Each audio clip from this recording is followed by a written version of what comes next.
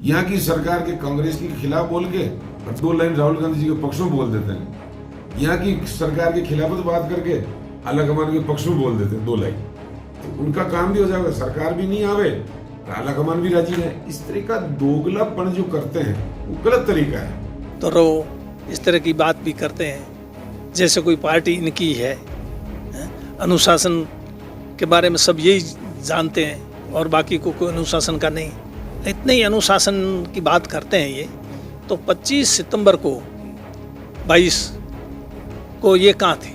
मंत्री रामलाल जाट ने बिना नाम लिए सचिन पायलट पर हमला बोला।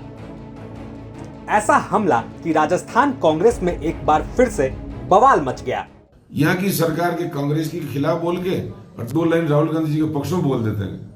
यहाँ की सरकार के खिलाफ बात करके आला कमान के पक्ष में बोल देते हैं 2 लाइन, तो उनका काम भी हो जाएगा, सरकार भी नहीं आवे और आला कमान भी राजी है। इस तरह का दोगलापन जो करते हैं वो गलत तरीका है।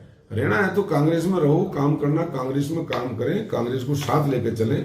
रामलाल जाट ने किसी का नाम तो नहीं लिया, लेकिन ये बताने की जरूरत नहीं कि उनका ये हमला किस पर था। रामलाल ने कहा कि पायलट ऐसे तो हमेशा गहलोत सरकार को कोसते रहते हैं, राजस्थान सरकार की बुराई करते हैं और 2 लाइन राहुल गांधी के पक्ष में बोल देते हैं। रामलाल ने तो अब पायलट की राजनीति को दोगलापन तक करार दे दिया है। रामलाल जाट के इन हमलों के बाद पायलट कैंप कहां चुप बैठने वाला था। जवाब में उतरे मंत्री हेमाराम और पीसीसी उपाध्यक्ष राजेंद्र चौधरी। आज पायलट की जो लोकप्रियता है वो किसी से छिपी हुई है क्या?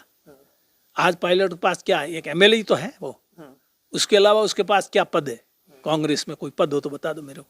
लेकिन वो जहाँ जाता है, ये एडी से चोटी जोर लगा लेना, जो अपने आप को कांग्रेस का धनी मान रहे हैं, धनी है हम तो बाहर के हैं जैसे कोई, तो ये इतने लोग इकट्ठे नहीं कर सकते और उसके नाम से लोग आते हैं। राजस्थान जानता है और देश जानता है, वो देश में कहीं पे भी जाते हैं वहाँ जन सैलाब उमड़ता है, तो वो क्या है? उसको आप क्या कहोगे? वह हर जगह किसी व्यक्ति को टैब्ड कर दोगे आप, ये तो फलाने का नेता है, ऐसा नहीं है। उनके बारे में कितने अपमानजनक शब्दों का उपयोग मुख्यमंत्री जी ने किया, जो उनकी भाषा कभी नहीं रही, और उन्होंने इतने शब्दों का इस्तेमाल उनके लिए किया। उनको गद्दार कह दिया, निकारा निकम्मा कह दिया, फिर भी उन्होंने कुछ नहीं बोला। उन्होंने कहा ये मेरे घर के संस्कार हैं कि मैं बड़ों की इज्जत करता हूँ। इन बयानवीरों के मैदान में उतरने से एक बार फिर गहलोत गुट और पायलट कैंप में लड़ाई छिड़ चुकी है, जो कुछ वक्त तक शांत थी।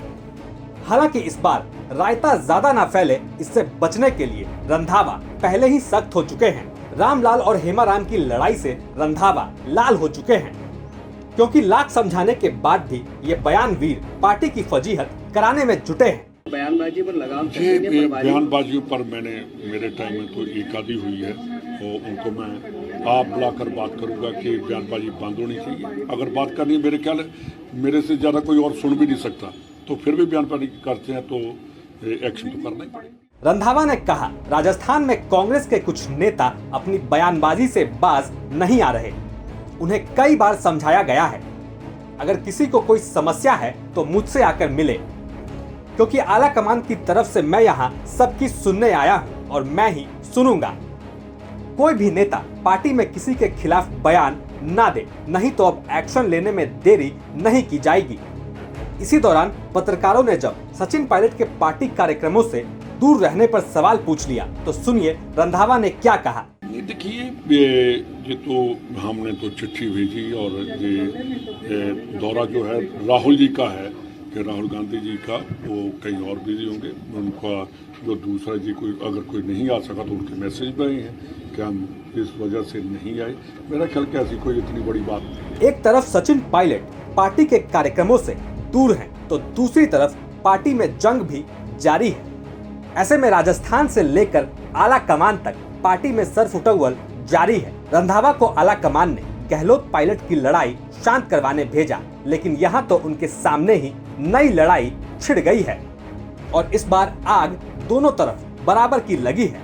रामलाल के पायलट पर हमला करते ही हेमाराम और राजेंद्र चौधरी मैदान में कूद पड़े और रामलाल जाट को करारा जवाब दे दिया।